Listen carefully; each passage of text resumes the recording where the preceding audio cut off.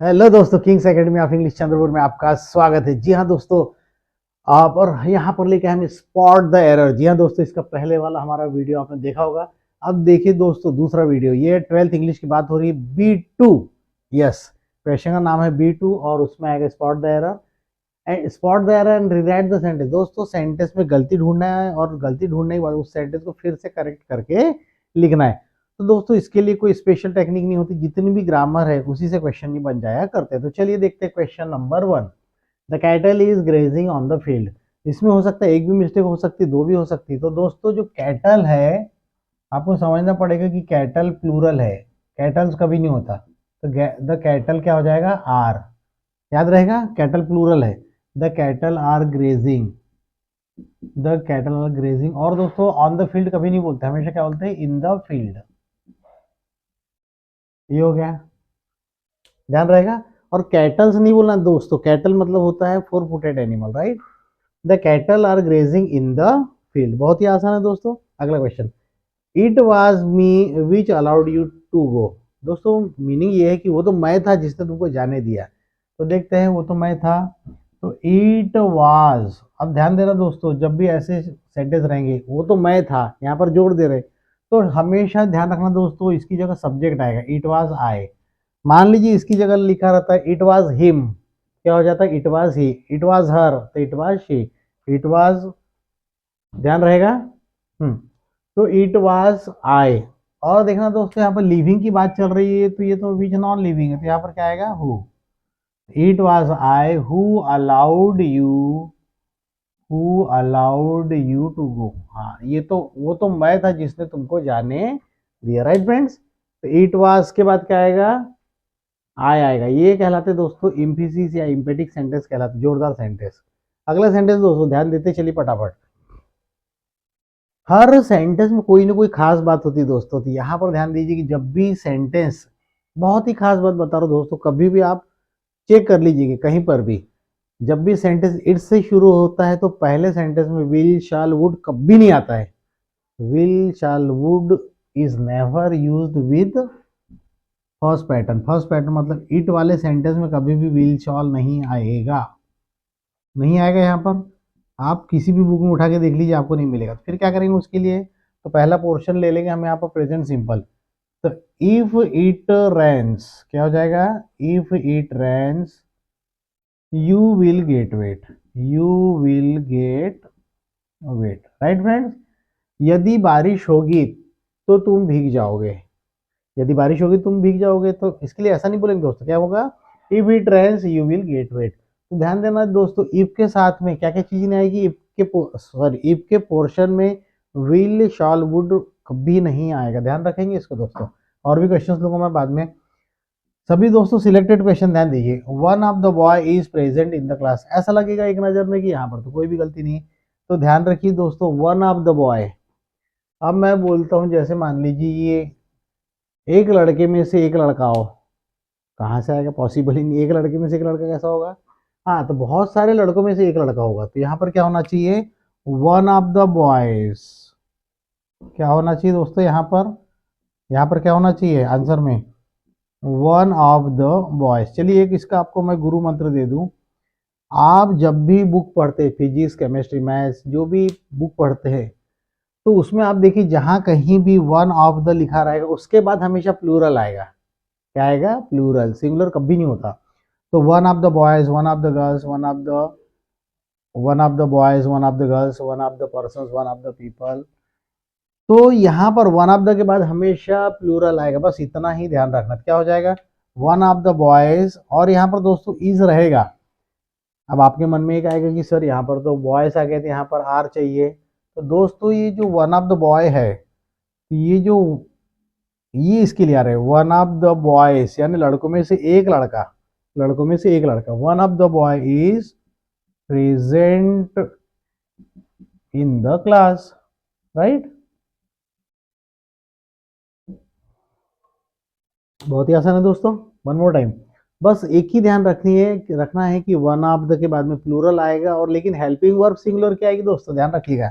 ये जो helping verb singular की आएगी, क्योंकि वो इसको इंडिकेट कर रहा है, वन को, बॉयज को नहीं कर रहा है indicate, right. Next, father is reading English news paper since 2। दोस्तों सेंटेंस में कोई ऐसा वर्ड होता है जो उस आंसर को बताता है कि हाँ, तो इसमें कौन सा वर्ड दिख रहा है, एक नज़र में आप ध्यान रखिए दोस्तों, सीन्स फॉर हमेशा ध्यान रखना, मैं हमेशा बोलता हूँ। और सेंटेंस में जब जब भी सीन्स फॉर आएगा तो उस सेंटेंस में have been, has been, had been और आईएनजी आएगा। तो चलिए देखते हैं, सीन्स फॉर आ गया है, देखते हैं और क्या क्या गलती हो सकती है। तो हमने ये लिख दिया फादर, राइट। अब चूंकि हमने आपको बताया था कि सीन्स या फॉर आए तो हैव बीन हैज बीन आएगा, फादर सिंगुलर नंबर इसलिए हो जाएगा has been. Father has been reading English newspaper. और देखते हैं गलतियां दोस्तों हो सकती है। अब ध्यान रखना दोस्तों, ये 2 आवर्स है, निश्चित समय नहीं है, इन अनसर्टेन टाइम है, तो यहाँ पर क्या आ जाएगा, सीन्स की जगह फॉर 2 आवर्स। ये है करेक्ट आंसर, तो अपने को 2 गलतियां थी वो मिल गई, ध्यान रहेगा। तो सीन्स फॉर जब भी आ जाए, ये हिंट है, सीन्स फॉर आ गया तो अपने आंसर में हैव बीन हैज बीन आएगा। दूसरा, अब सीन्स फॉर सही है कि नहीं, हाँ अगर इसकी जगह होता सीन्स 7 o'clock होता तो चल जाता, लेकिन यहाँ पर आर्स बोल रहा है तो सिंस 2 आवर नहीं होता, फॉर 2 आवर्स होता है, राइट। नोट करते चलिए दोस्तों। अगला, the English is a international language. तो दोस्तों article is not use before language, किसी भी लैंग्वेज के पहले आर्टिकल नहीं लगता, तो यहाँ पर द नहीं आएगा, यहाँ पर क्या हो जाएगा, इंग्लिश इज, अब ए नहीं होगा दोस्तों, इंटरनेशनल है तो एन आएगा यहाँ पर, तो English is an international language. English is an international language, right friends. ध्यान से देखिए और जरा समझ लीजिए। और दोस्तों केवल स्क्रीनशॉट लेने से नहीं होगा, ये जब तक आप समझेंगे नहीं समझ में आएगा, इसलिए पूरा वीडियो ध्यान से देखिए, इसकी बिल्कुल मत कीजिए और नोट भी करते चलिए दोस्तों, इसका फायदा जरूर, definitely you will gate advantage of my notes. अगला क्वेश्चन दोस्तों 7 नंबर के लिए, reading books is a best hobby. कुछ कुछ समझ में आता है, क्वेश्चन देखते हैं 2-3 बार पढ़ेंगे तो क्या हो जाएगा यहाँ पर, रीडिंग बुक्स यानी किताबें पढ़ना, रीडिंग बुक्स इज, इसमें 2 आंसर दोस्तों, इज अ गुड हॉबी बोल दो, गुड बोल दो, या फिर द बेस्ट बोल दो, the best hobby, both are right. दोस्तों समझ लो ध्यान से पहले, किताबें पढ़ना, अब यहाँ पर क्या है, reading books is a good hobby बोल सकते हैं, या फिर reading books is the best hobby, क्योंकि अ बेस्ट नहीं होता दोस्तों, सुपरलेटिव डिग्री पहले द आर्टिकल आता है, इसलिए क्या हो जाएगा, reading books is a good hobby या फिर reading books is the best hobby, both are right friends here. Next, मैं आपको जैसे बता दूं, हर पैटर्न में हर सेंटेंस में कुछ ना कुछ हिंट देता है, जैसे बेस्ट था तो सुपरलेटिव में द चाहिए था, यहाँ द भी सही है और द नहीं लिखना है, फिर अ गुड लिख सकते हैं, वो भी चलेगा, क्योंकि दोस्तों कंसिडर होता है, क्योंकि हमारे पास भी जब बोर्ड के पेपर आते हैं तो हमको भी ये कंसीडर करना पड़ता है, क्योंकि जो मॉडल आंसर में जो ऑप्शन रहता है उसमें भी और भी ऑप्शन रहते हैं, क्योंकि हर बच्चा यही आंसर नहीं लिखेगा, क्योंकि सब मैनी मैन मैनी माइंड्स, जितने लोग उतने दिमाग चलते हैं, तो हम उसको गलत नहीं कर सकते, so both are right here. Next, I will buy a new mobile yesterday. अब यहाँ पर yesterday it indicates past tense, past tense बोल रहा है तो इसकी नीड नहीं है दोस्तों, क्या हो जाएगा, अब पास्ट टेंस बोल रहा है तो बाय का सेकेंड फॉर्म लगा देंगे बस, क्या हो जाएगा, I bought a new mobile yesterday, right friends, बहुत आसान है। तो सिर्फ ध्यान दीजिए दोस्तों, यहाँ पर यस्टरडे होने की वजह से अपना आंसर थोड़ा सा चेंज हो गया है, क्योंकि हम बात कर रहे हैं कि I will by a new mobile yesterday, कल मैं नया मोबाइल खरीदूंगा। अब कल मतलब कौन सा दोस्तों, जो बीता हुआ है, तो यहाँ पर बीता हुआ है तो फिर क्या आना चाहिए, बॉट आना चाहिए, राइट। चलिए next, Mohan is more happier than Sohan, Rohan, देखते हैं, क्योंकि मैं हमेशा बोलते चलता हूँ, आप मेरे इसके पहले की वीडियो देखिए, उसमें बताया मैंने आपको, कभी भी डिग्री, जैसे कंपेरेटिव डिग्री की बात चल रही है यहाँ पर, तो एट ए टाइम पे दोनों चीजें नहीं हुई, या तो मोर होगा तो फिर डिग्री, जैसे मोर इंटेलिजेंट, मोर ब्यूटीफुल। अब यहाँ पर कंपेरेटिव ये भी लग गया है और ये भी लग गया है, तो जब ई आर लग जाए तो फिर मोर का काम नहीं है, और मोर लग गया तो फिर ईआर का काम नहीं है। बहुत आसान है, चलो देखेंगे कितनी गलती निकलती है यहाँ पर। मोहन इज, ये कैंसिल हो गया दोस्तों, तो Mohan is happier, Mohan is happier. दोस्तों ध्यान दीजिए, ये देन की स्पेलिंग कैसी लिखी है, THEN है, ये गलत है, ये नहीं चाहिए अपने, क्या चाहिए देन, वो देन है, वो तब हो गया, अपने को कंपेरेटिवली चाहिए। तो Mohan is happier than Rohan. आगे समझिए दोस्तों, कभी कभी क्या होता है अपन फ्लो में बह जाते हैं और ये देन का देन लिख देते हैं, लेकिन कंपेरेटिव डिग्री में THAN ही होता है, राइट। नेक्स्ट, बहुत ही क्लास क्वेश्चन दोस्तों, देखिए जरूर फायदा मिलेगा, मेरा मन बोलता है। Unless he doesn't work hard he can not pass. एक नजर में ऐसा लगता है दोस्तों कि सही है, लेकिन लेकिन लेकिन दोस्तों यहाँ पर ध्यान दीजिए, अनलेस का मीनिंग होता है यदि नहीं, क्या होता है, यदि नहीं।